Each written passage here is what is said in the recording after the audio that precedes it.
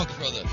What is up, family, fruit, and other friends of Jay's? Whatever that's called. I don't know how they say it. I don't know. Man, how's everybody doing? What a wonderful day it could be. Or wonderful day it is. I'm sorry. What's going on, everybody? Everybody, say what's up to.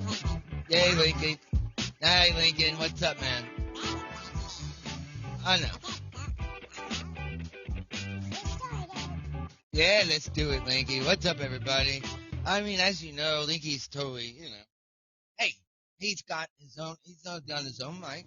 He's always hanging out, and I just figure why not just one day just start talking. What's up? See that? I didn't mean to do that. What's up, man? Okay, go ahead. All right, man, I got a funny story for you guys. Okay, go ahead, Dad. Thank you, Lincoln. All right. No. Today, it's going to be a wonderful day of, you know what, I don't know. But if anybody wants to call in and make it more interesting, I am all ears. That not being a joke, not at all. Today it's going to be kind of fun. I mean, it's always fun. Lincoln kicking it, Billy right there. You know, Billy's my other dog that he's he's a soldier, dude. He's been through a lot. I mean, when I say a lot, I mean, man. And my house is really awkward in the sense that I got two very dominating male dogs, and me, and then Sarah, which we don't still know where places in this whole thing. We're not gonna. All right, today. Has anybody heard? This is not one that I know a lot about. A little bit, but I mean, it's we're going to learn about it today. I don't know. You hear about caves. Caves are like the ultimate dark dwelling, cold. It's always kind of you're always you're real hesitant to go inside one. I mean, you hear I'm one of the idiots that just goes running in, flailing like, stepping on snakes and shit like that. Get bit. I'm a moron. It's just, But most regular, normal people are kind of like, I don't know if I want to go in there, but you go first and I'll follow you. That is kind of how I take. Yeah, all right. Let's dive right into this. The Cave of the Murderous Witch. Murderous, as in murder, like a murdering bitch. I didn't say bitch, I said witch. Meet the Bell family. You gotta go back for a second, okay. This odd story begins in 1817. Now, Wait. What? Yes. 1817? Yes, 1817. What year is it? It's 2024, Lincoln. I mean, give or take. Us dogs we don't really count out years. So yeah. You do 7. We go 7 years for the one. Oh. Well, okay. Something my boss. Yeah, Okay, thanks, go man. on. All right. This odd story begins in 1817. Yeah, Lincoln, 1817. When John Bell Sr. was inspecting a field on his farm in Robertson County, Tennessee, if you're not familiar. He encountered a strange beast that he described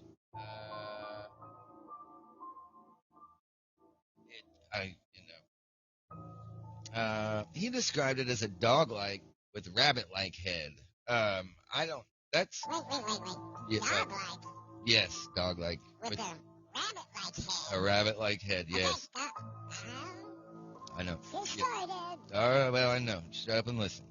John allegedly shot at the creature, and it fled into the woods. Man, that's not a good outcome. Shortly afterward, the Bell family began to experience odd phenomena in their home. What began as soft knocks quickly turned into what sounded like an animal biting or gnawing on the structure of the house. Now, you always know that that's going to be... hitting the house. Yeah. Bigfoot. Yes, That's Bigfoot. that's what I We thought. were camping one time, and I heard all this this thing, and me and Bentley, we had to go look. Rocks? Yeah. We saw things sitting up trying to take a bath in this pond. I was like, what the fuck? And then Bigfoot? I realized it was just you, Dad. Hey. Oh, when I was swimming. Thank you. In the water. Thank you, Lincoln. Okay. I pushed you first, Dick. The Bell family scoured the building for rodents, but they never found anything. The activity didn't stop there. What sounded like rocks hitting the house, yeah, Lincoln, it were fucking rocks hitting the house, could be heard at all hours of the day and night. Soon, it began to sound like rocks were being thrown from inside the house. Once again, the family searched and turned up nothing. From there, the activity escalated to personal attacks, most of which were centered on John Bell and his youngest daughter, Betsy, who was frequently pushed, grabbed, and slapped by an unseen force. Wait. I know Yeah. what you're gonna say. What? It's time to fucking move. I know. Lincoln, let's Yeah. go. If I That's start. the shit. We're getting out of here, guys. There's unforeseen things slapping me in the balls. I gotta go. Oh, thank you. I know. Go lick him somewhere else. With nowhere else to turn, John Bell asked his neighbors, Mr. and Miss James Johnston.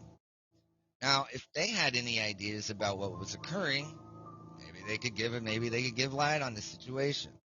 After spending some time in the Bell home and witnessing the unusual activity themselves, the Johnstons convinced the Bells that an investigation should be conducted.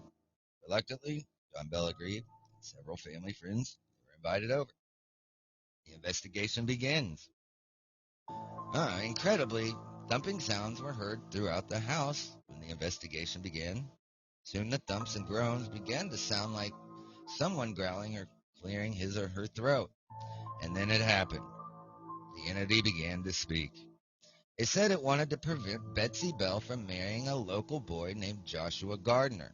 It also said that it wanted to kill John Bell. That is time to move. I'm serious. No.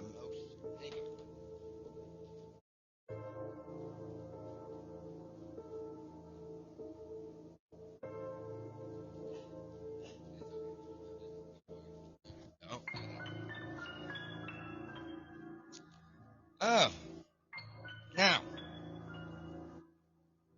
when things start speaking, particularly, they're mentioning when to kill you, I don't know. I'm not the brightest, teenager, whatever, but yeah. Anyway, when asked why it wanted to break up Betsy and Joshua and kill John, the voice remained silent. However, one night, the voice said that it was the spirit of Kate Batts, an eccentric neighbor who had disliked John Bell because of some continuous business dealings between them in the past. Whether or not it was actually the spirit of Kate Batts is unknown, but people began to refer to it as Kate. I don't know. Yeah. First name basis with the ghost. Kate would engage in long-winded discussions with those present and would often quote from scripture, a rather odd thing for a malevolent spirit to do, honestly. Uh, she also seemed to know exactly what people were doing at any given time, even if they were miles away. Is that your dog voice? That was just his wife. I know. Yeah. Thanks, Lincoln. Yeah. That's what I figured. It's not the ghost, dude. That's a good one, Lincoln. But you're speaking in your real dog voice. Okay. Uh, everybody, I gotta. Uh, hang on, Lincoln. Lincoln speaking dog.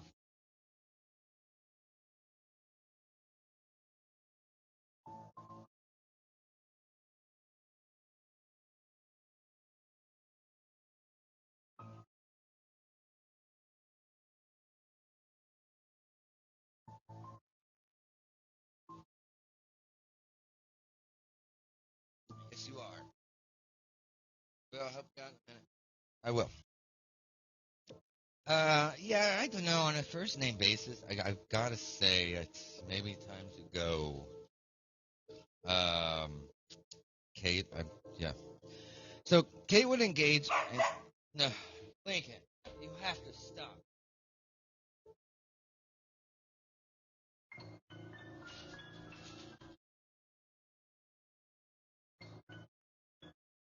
Did you get your ball? Did you get it good? Yeah.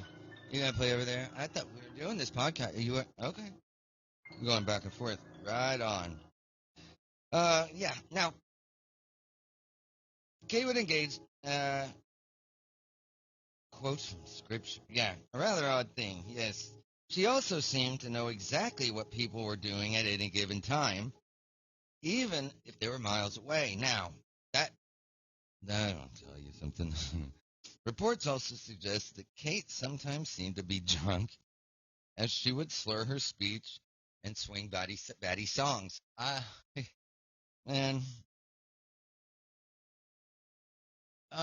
isn't it amazing? A lot's happened since 18, you know, hundreds. Yeah, God, could you imagine what the fuck? All right. Soon, word of the Bell Witch spread throughout the region. Wow. And people came from all over to speak to her. One legend states that when General Andrew Jackson and his men passed through the area, the future president decided that he wanted to hear her for himself. Now, I'm pretty sure she didn't have much good things to say to him. But the witch apparently had other ideas, as she reportedly caused Jackson's wagons to stop right at the Bell property line. More than 30 minutes would pass before the entity allowed them to continue. And, yeah, what? Thinking what? What? Yes. What? It didn't allow them to pass. What It she didn't. put up a gate? Yeah, that's what I'm saying. Like, how did it not let them through? That's I don't know. I think she just put her hand out and said, "You shut up." No, that was a movie. That was never mind. I don't, yeah. Upon arriving at the Bell residence, the witch cried out that there were two frauds in Jackson's entourage and that she would expose them. However, Jackson and his men left quickly the following morning without Kate ever naming the frauds. Regarding his experience with the entity, Jackson supposedly declared, I'd rather fight the entire British Army than deal with the Bell Witch. Wow, and that, my friend, that's a real statement from a real president. Holy balls. And you guys thought that I think, was that for me? Oh, I know. Thank you. I know. I know. Shut up, Lincoln. Hey, thank you, Bob. I know. And you thought that I was, well, as you would think that maybe it stopped, it did not. The torment continues. The activity occurred at the Bell House for almost 3 full years. And while Betsy was certainly under constant attack, John Bell bore the brunt of the witch's anger. From time to time, he would fall deathly ill, his tongue swelling to the point where he could barely speak or swallow, and no medications helped. Holy shit, it's gotta be real. Well, I'm just saying. Uh, but after some time, John would simply recover and seem fine until the next time that he would be stricken with a mysterious malady. All the while, the witch would laugh and taunt John, claiming that one day he would be dead. Well, yeah, that's not I don't know. That's like I said. Now, if you move and she's talking about shit from miles away, I don't think that you can get away from it. Guess such as that. On December 20th, 1820, John Bell was found dead in his bed. Code and didn't know it. After hearing Kate's maniacal laughter and shouts that she had finally done it, the Bell family found a new medicine bottle containing a mysterious substance. Now, don't you think that maybe Wait. yeah, I mean, I don't know. I would say it was probably his wife. Just, yeah, that's not nice. You want me to, you gotta drop that link and everybody, nope, you gotta drop it. You know how it goes. I know. will. Just take it. Lincoln, go get it. Well, he's still got to play like a dog. But what do you So, after finding this new medicine bottle with a mysterious substance, John's son placed his finger in the bottle and then got a family cat to lick the substance off. And that's pretty shitty. Man, that's what everybody needs to do. Give the cats some medicine and watch them die. That's real shitty of you. Almost immediately, the cat went into convulsions and died. At that moment, it became clear to everyone the witch had poisoned John Bell. It's all real. When Bell was laid to rest in the family cemetery, some people reported hearing the Bell Witch laugh out loud at the fact that, well, she had succeeded in her mission to kill him. What a bitch. Unfinished business. But Kate's work wasn't done. She continued to focus on breaking up Betsy and Joshua Gardner until finally, in the spring of 1821, Betsy broke off the relationship. After that, the Bell Witch left. But she promised to return in 7 years to check up on the family. You know what that is? That's called the 7-year itch. She went off with some other dude 7 years later, knew it was going to happen, and did she return? I'm just saying. I forget. Not everybody smart as I am, but that is what I would say. Lincoln, no. Come on. Go. That's what I would. That's where I would go with it, but maybe not. According to legend, Kate did return in 1828. Holy shit. This time, visiting the home of John Bell Jr. Wow. She apparently stayed for several weeks and had many casual conversations with John Jr. But she refused to explain why she needed to kill John Sr. or break up Betsy and Joshua. Before she left again, she promised to return in 107 years. Wow, yeah, man, maybe your 7 year itch stuck around. I've got, actually, yeah. However, 1935 came and went without the Bell Witch making an appearance. Or maybe she never really left at all. Down into the cave, located on the, no, no, no, no. Located on the former property of John Bell is a large cave many people believe that the Bell Witch fled to. Now, this cave, when she was not actively haunting the Bell family, would disappear to this cave. Others believe that the cave represents some sort of portal through which she would travel. The cave, which is open for tours to this day, is still a hotbed of paranormal activity, such as strange sounds, moving shadows, and eerie mists that appear in photographs like every other dark, cold cave. Now, that's not what wasn't going to go with, but so if you're looking for a chance to encounter a murderous entity, stop by the Bell Witch Cave, but beware, if your last name is Bell, I mean, yeah, I wasn't, I know my jokes, they're just manifesting today. It's wonderful. Yeah, so if you're in Tennessee, stop by and go to the Bell Witch Cave. Wow, well, you know what, thank you, I know. I'll be here all day, I guess. Yeah, so that's I dig that story. Again, uh, I'm not really all positive about you know. Well, okay. So that's a fun one. So let's try. There's one called King's Tavern. The love triangle and murder produce a spirit that resides at King Tavern in Natchez, Mississippi. All right. Well, from fort to tavern. Obviously, this is earlier in life.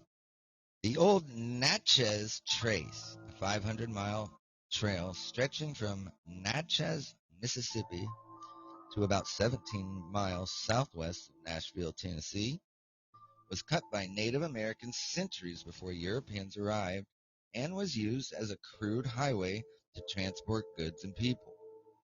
It also attracted miscreants in the form of highwaymen, and during colonial times, robberies and murders were common on the trail.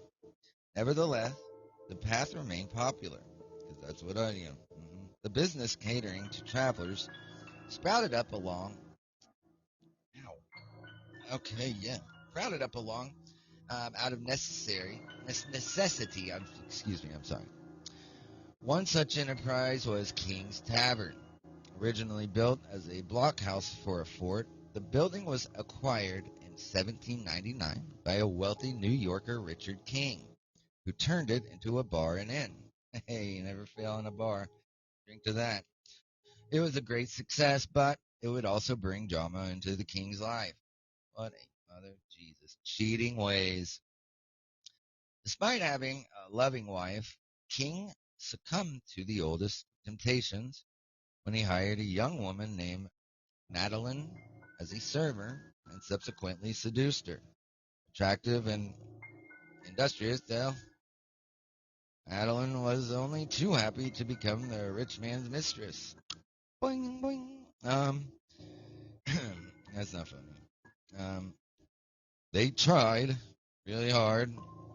Their trust didn't last long, however. When King's irate wife learned about the affair, which is always going to be the case, I'm just saying, yeah, old lady, they always come and take it back, man, Yeah, I wouldn't yell for that one too hard. What occurred next is open to debate.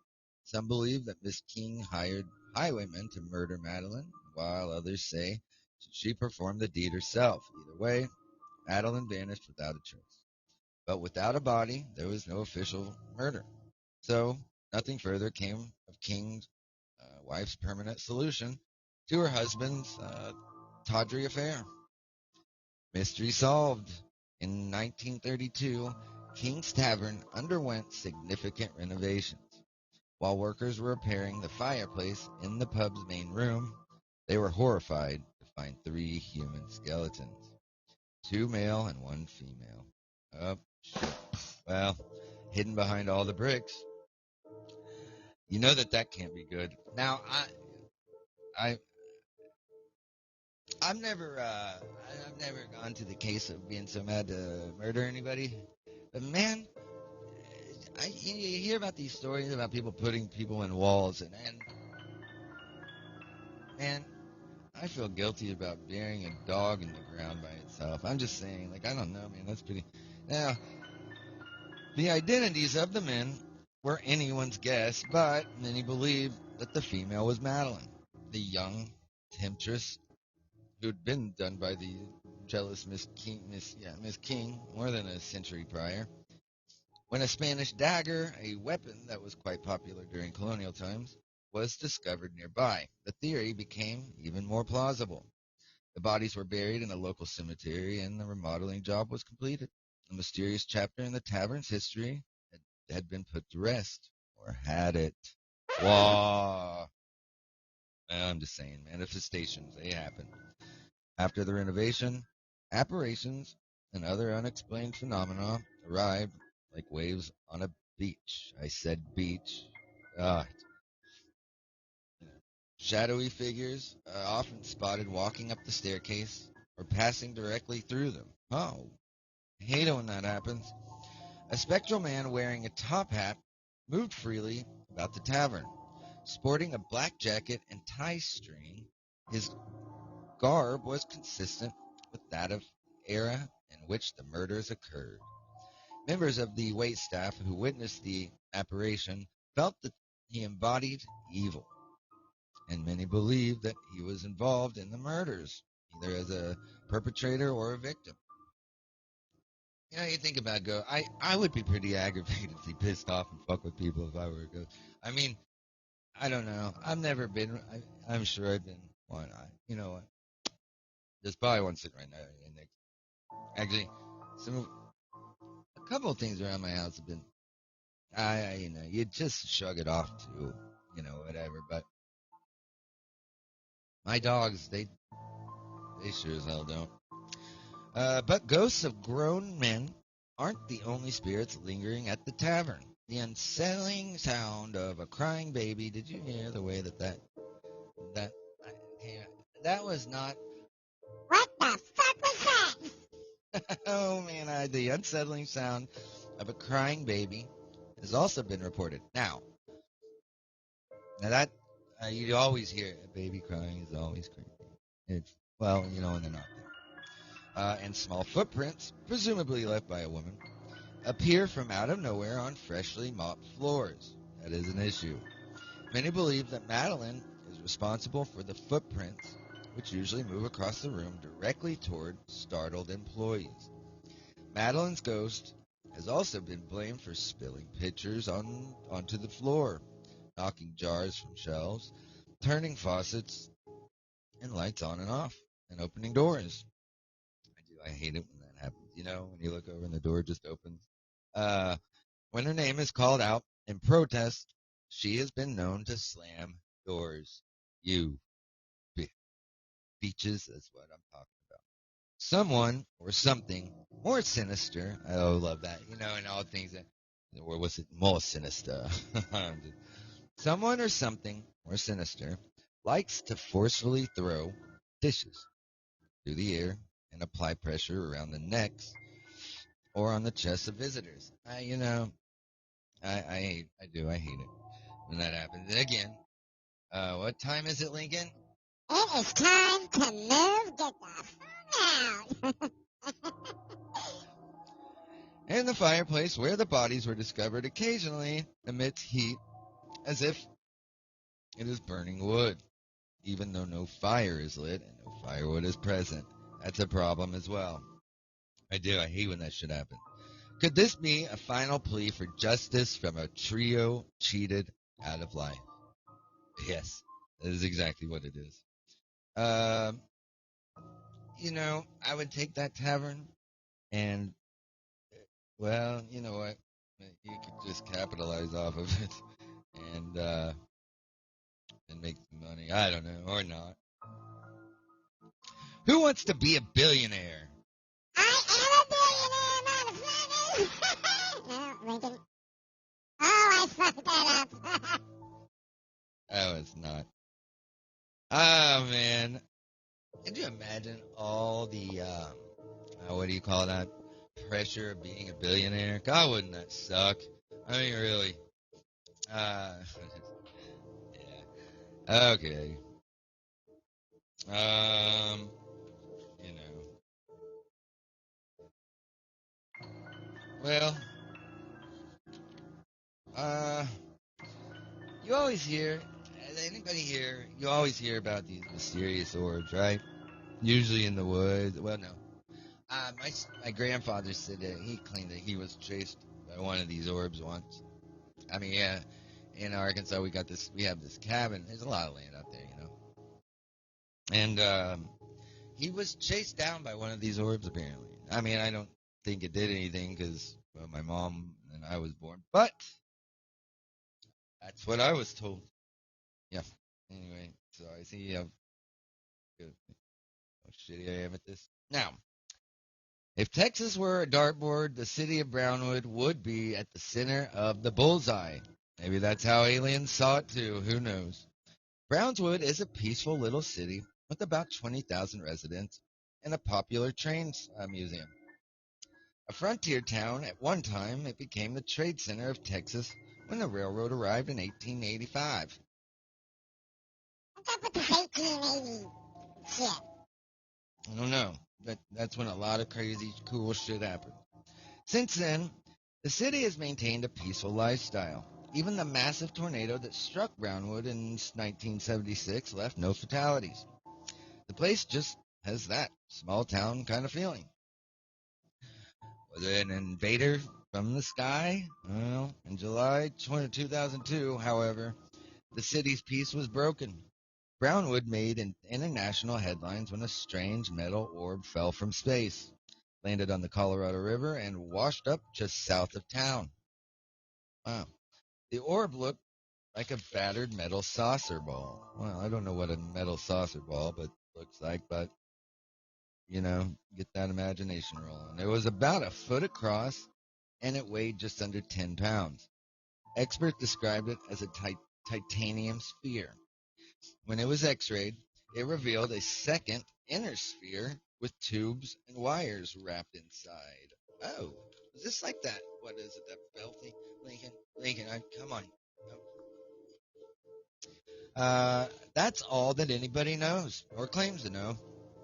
No one is sure what the object is, and no one has claimed responsibility for it.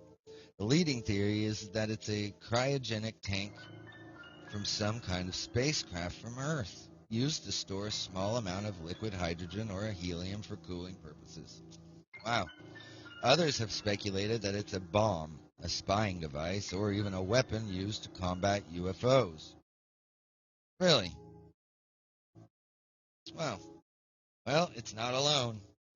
The Brownwood Sphere isn't unique. A similar object landed in Kingsbury, Texas in 1997 and was quickly confiscated by the Air Force for test and analysis. So far, no further announcements have been made.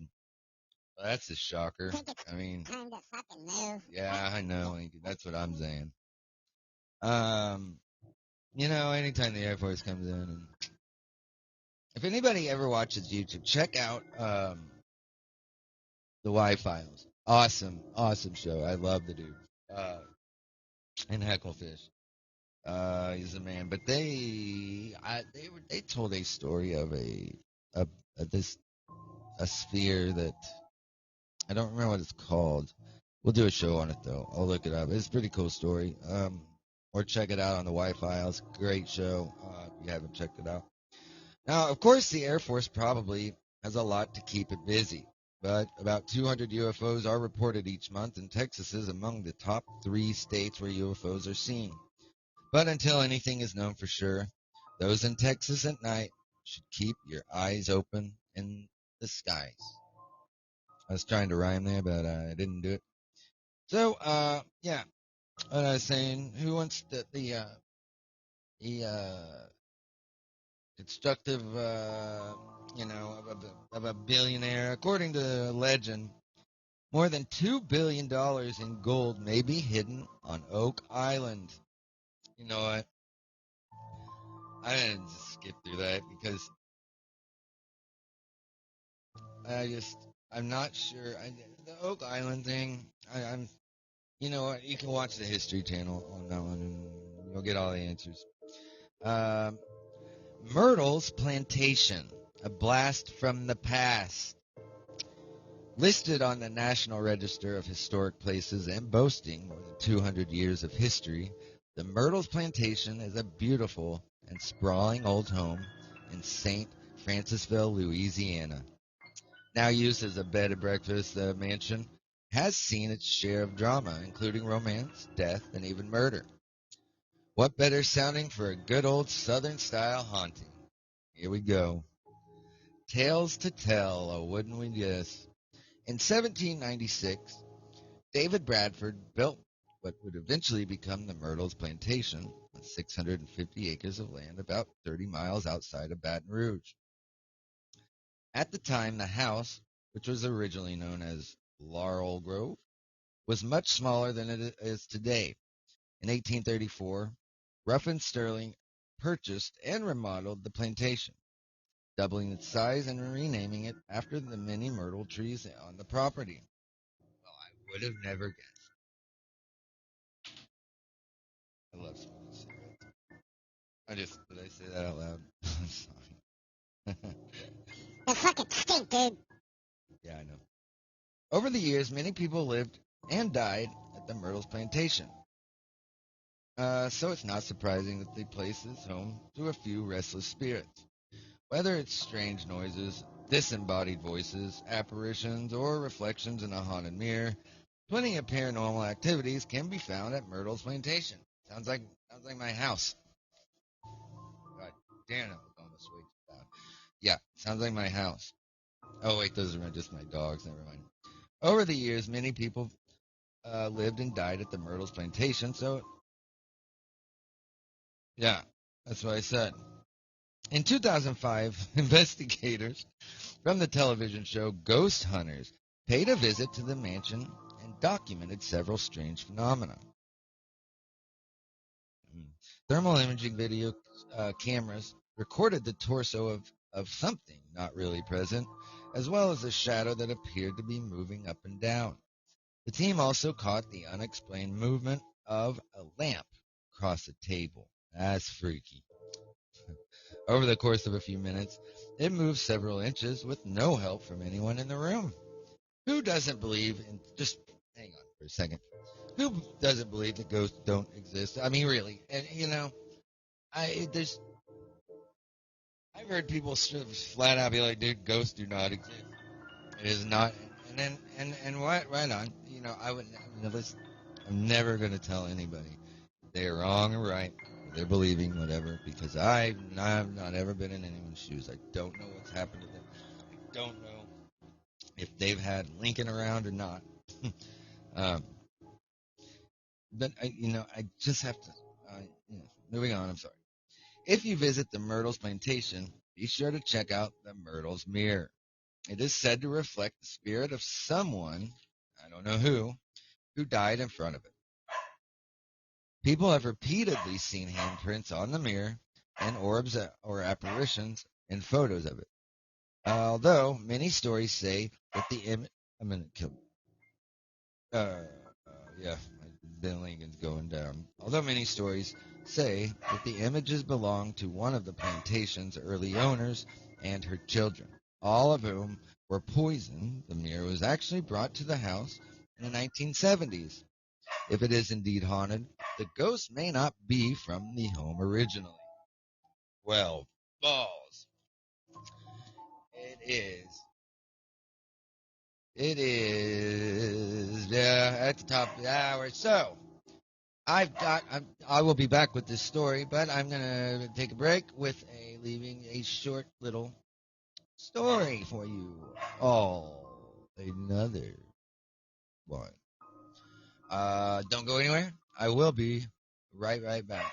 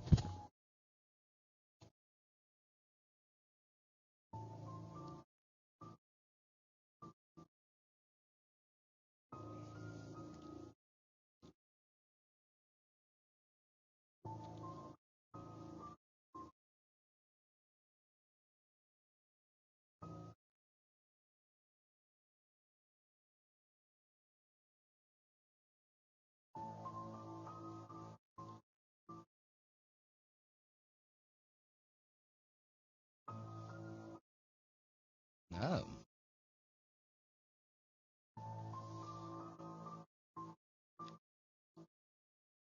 Ah, I see. That's pretty fucked up.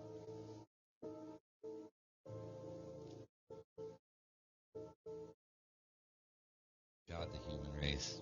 You know, I'm just saying it.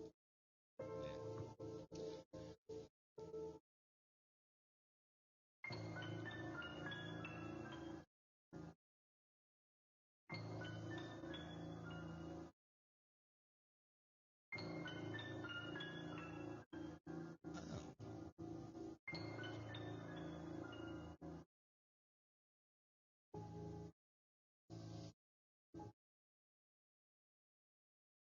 Mm.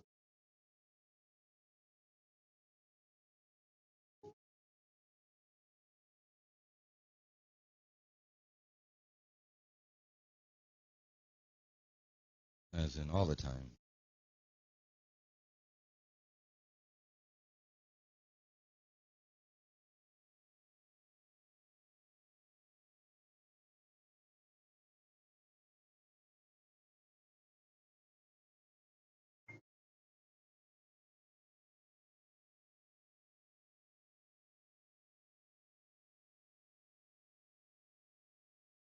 Oh.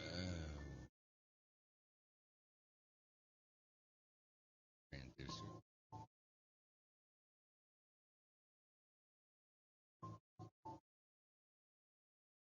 Mm-hmm. Mm-hmm.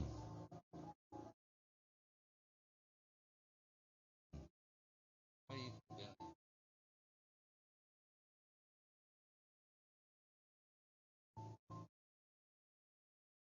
God, Lincoln, I swear.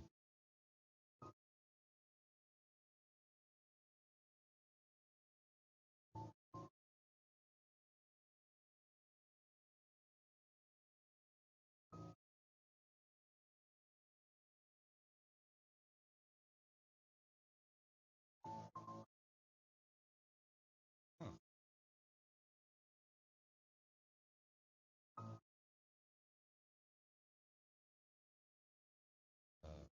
That's, that's not okay.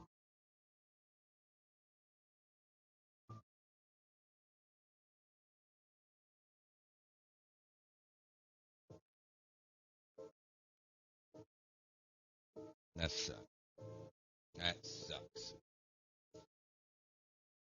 I doubt it.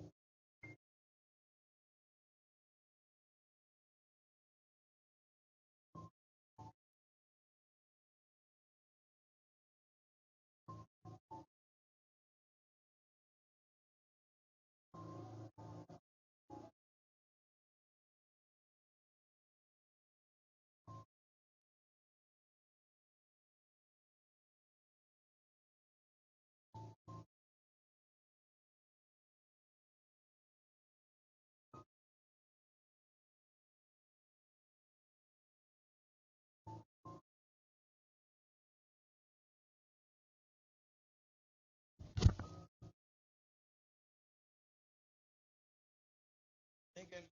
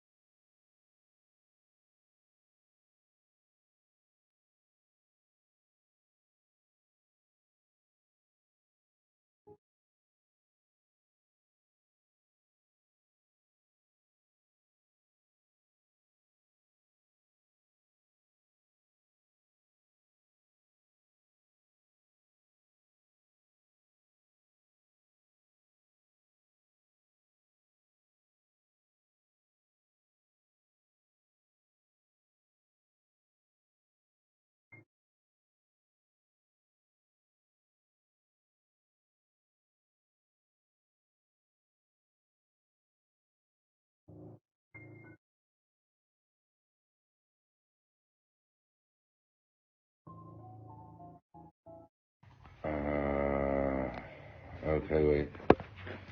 No sound. I wonder how long that's been. Fucking balls. There we go. I hope this hasn't been long.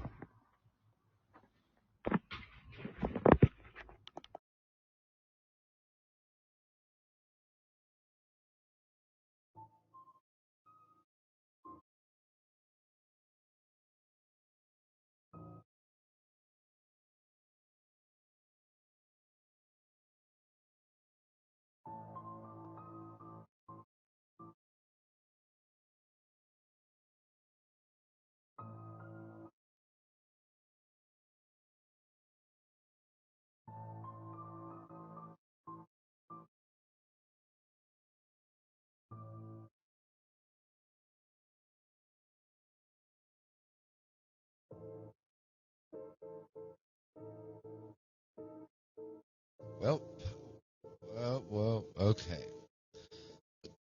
Anybody know how long the sound has not been working?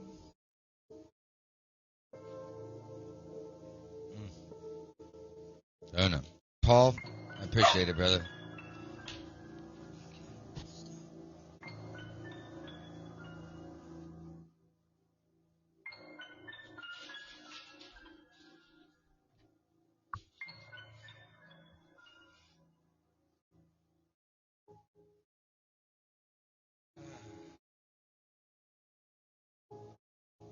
Lincoln, stop. You really? All right, thank you, Lincoln. Oh,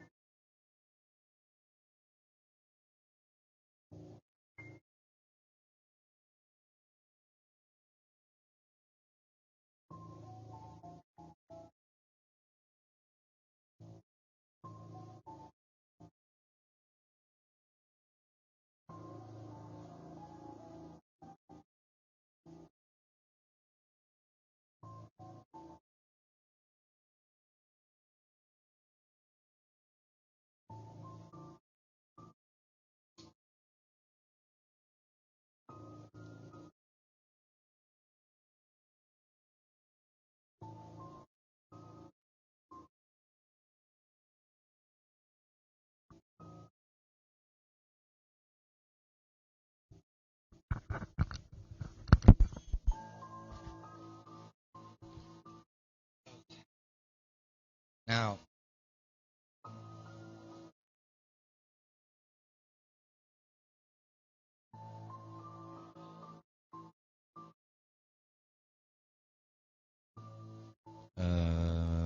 is this Mike? Or okay?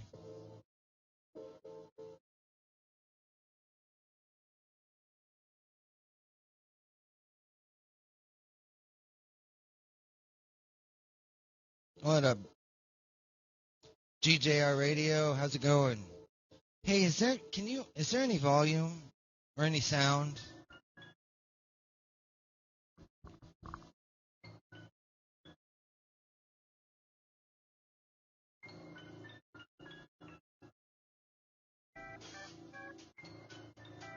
All right, well, all right. So break is over. Well, I mean, I took a small break. Always at the bottom of the hour. I just got noticed that my sound was not working. I don't know how long it was off, or how long it was non-sounding, but I was in the middle of a story. But again, I don't know how long it was off. Hey, thank you much. I was in the middle of a myrtle plantation, a blast from the past, a story untold that nobody wants to hear about. I'm just kidding. We always make it fun around here. Anyway, let me unclear my throat. Lincoln. Thank you, Lincoln. Did you say hi? Did you say hi, everybody? What is up, everybody? My dad's an idiot, but don't say it out loud. Okay, go on. Sorry. Lincoln, can I just thank you?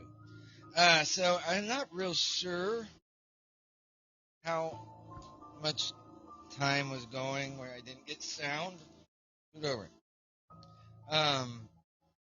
So I don't know how much of this story is on. Lincoln, get back. Come on, man. You use your own mic.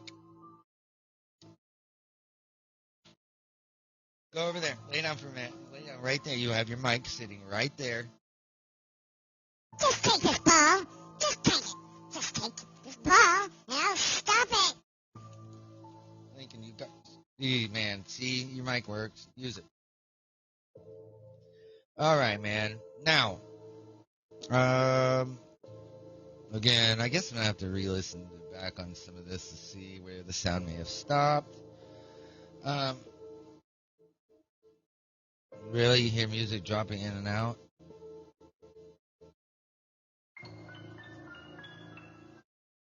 Do you hear my voice okay?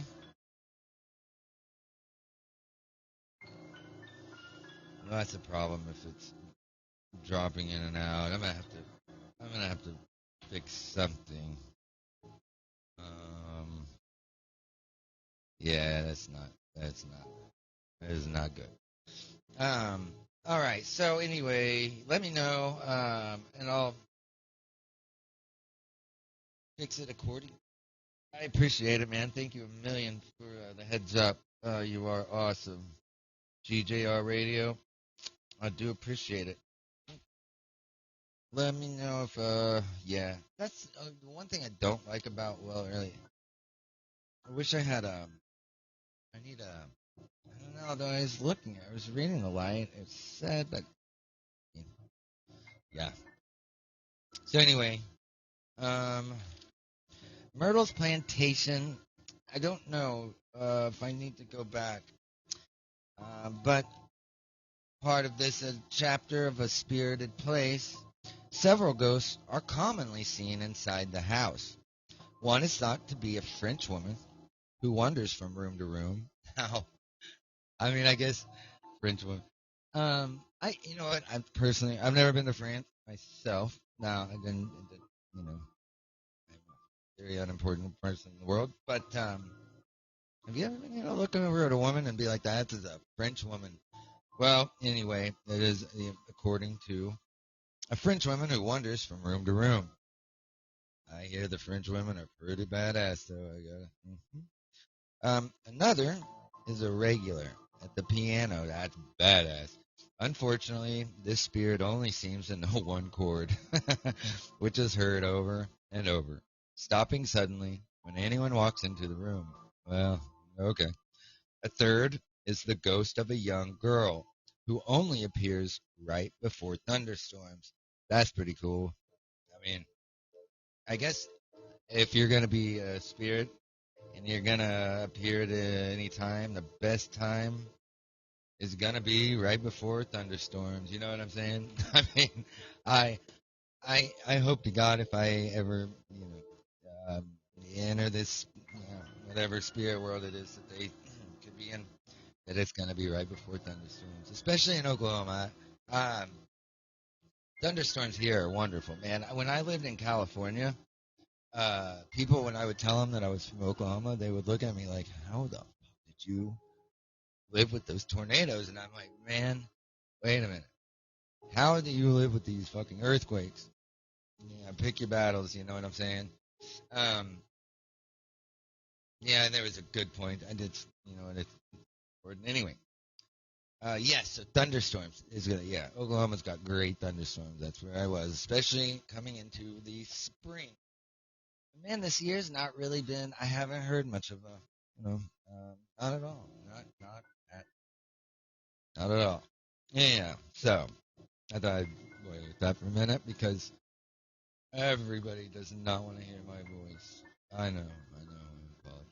Now, the spirits of two young girls have also been seen playing outside on the veranda. Hey. I there's a on the veranda. All right, thank you. Yeah, that's pretty awesome. Hey, thank you. Playing outside on the veranda, and guests have also felt their presence at night while laying in bed. Sometimes visitors feel pressure on the bed as though someone is jumping on it. That's a lot of pressure. Soon after, people report seeing the spirit of a maid who appears to smooth the covers. Love when that happens. Another young girl with long curly hair has been seen floating outside the window of the toy room. She appears to be cupping her hands as if she's trying to see inside. I hate when that happens. Some visitors report seeing a Confederate soldier on the porch.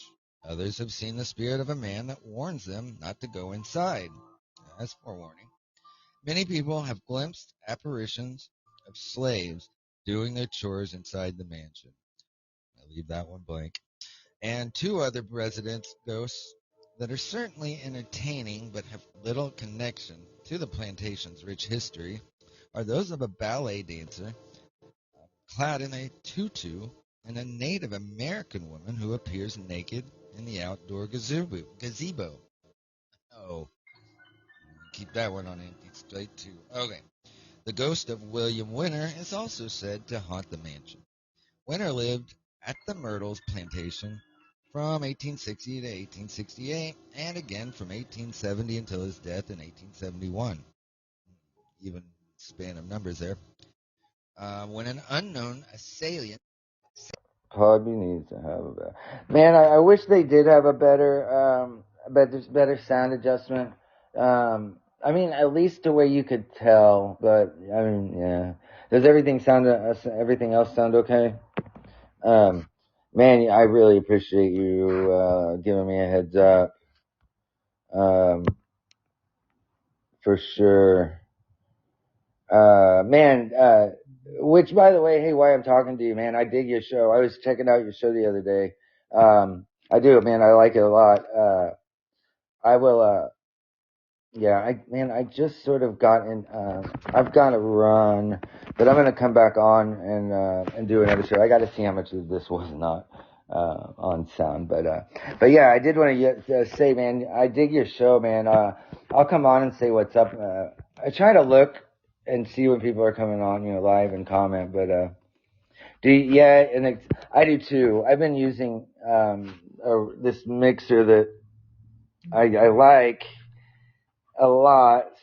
It's one of those roadcaster things, and man, I totally dig it.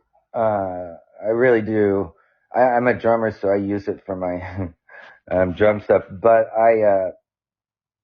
actually, you know what? With the Bluetooth and everything, it actually works out really, really well. But hey, GJR, sorry. I gotta jump off here for a minute, but I will come on and say what's up on your show, man. I do. I dig your show a lot.